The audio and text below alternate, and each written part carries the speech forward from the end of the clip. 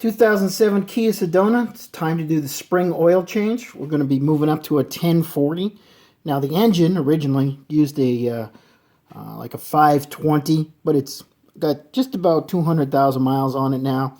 So in the summer I tend to use a thicker oil. Winter's over. It's getting warm out.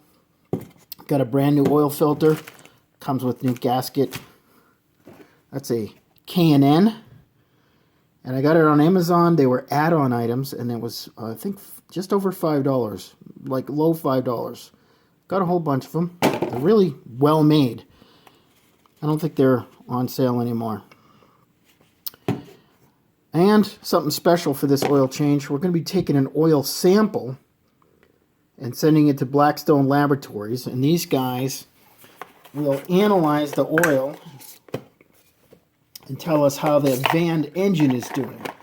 Now, the engine's not burning any oil and it's very clean, but we're going to take a look at it. I mean, we're going to have it analyzed and see if anything interesting comes up. All right, let's open the garage door.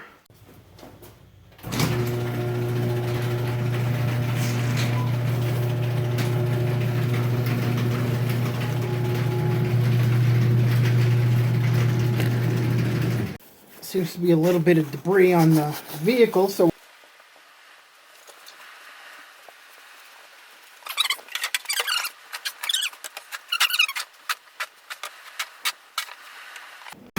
we're under the van with our oil drain pan.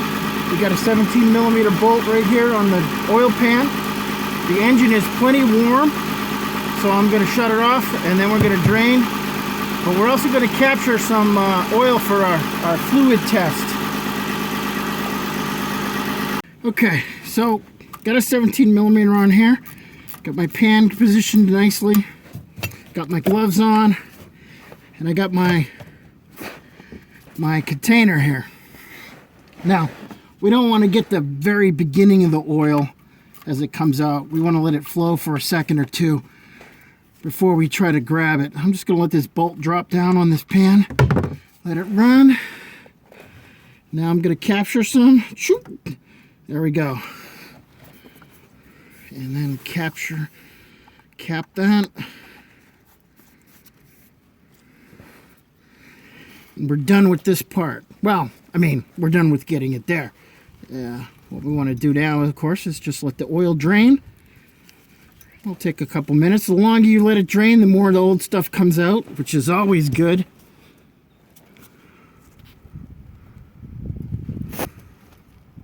Pulling the dipstick up will let air down in there and it will drain faster.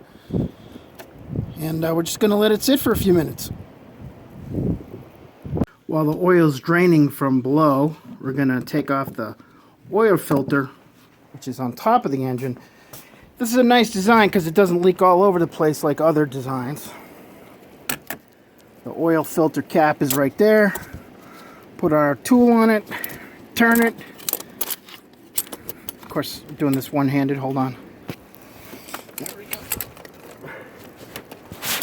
Okay, once you get it loose, you can just switch to hand cranking it.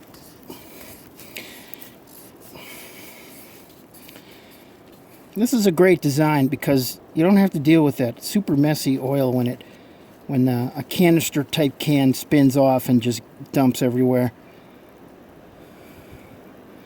There will be oil on it, of course, so you're going to need a rag. Otherwise, you will get oil all over your engine and stuff. So let me get that rag and do that. Okay, we have the filter here. And it just pulls off. Cartridge filter.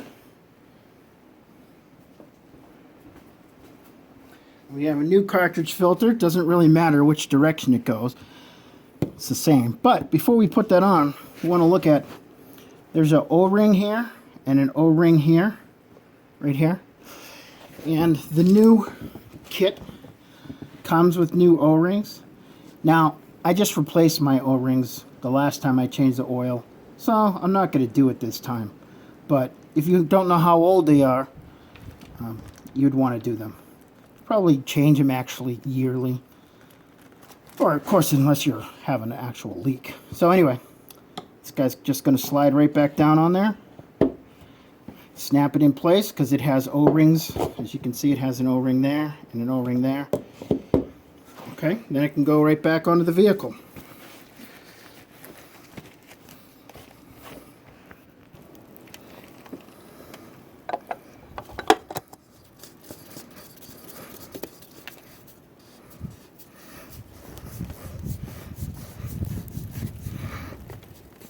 Give it a quick tighten with this. Again, you don't want to make it super tight. You don't want to crack it. It just needs to be snug. And that's it. That covers the oil filter. Isn't that awesome? Awesomely easy. Okay, we're back into the vehicle and we're looking at the drain plug. Now this is a crush washer, and the kit that I just got, this filter comes with a new crush washer. And it looks like it's the right size. So I'm going to put on a new crush washer, but I'm going to save this old one because it doesn't look like it's bad. And if this new one for some reason is leaking and not behaving, we'll still have the old one. So I'll keep that obviously just for a short time, not forever. The oil drain is pretty much done. I could wait here forever if I wanted to, and it would continue to do that.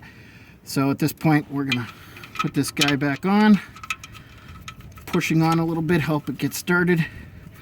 Now, don't put a power tool on this unless you're absolutely sure. I mean, don't put a power tool on it ever, but don't even put a wrench on it until you've spun it down almost all the way by hand, because you don't want to find out that you've cross-threaded it and then strip the aluminum and then have to put on a new oil pan. So, and this usually gets torqued at about 15 to 20 pounds, about the same as a spark plug, maybe a little more. Should be very snug, but it's not a load-bearing bolt thing, so don't shear it off and strip it. We're done underneath. Okay, we take the oil cover off. Put the funnel in. Funnel's got a little debris, so we're going to wash that funnel out. Could have washed the funnel out beforehand, but that's okay.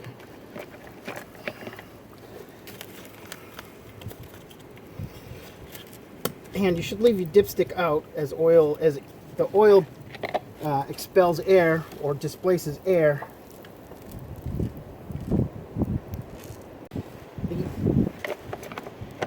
For whatever reason, there's some white dust or something blowing around today, and it's really annoying. I don't know what the hell this crap is.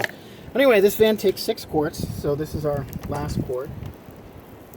And, you know, I would have done the video on a day when there's not white stuff blowing around, but today's the day it was scheduled. It's very close to spring. It's really warm out. The weather's just been beautiful. I'm thoroughly inspired to move to my summer oil. So, that's 6 quarts. That's that. At this point, we're going to start it and check for leaks.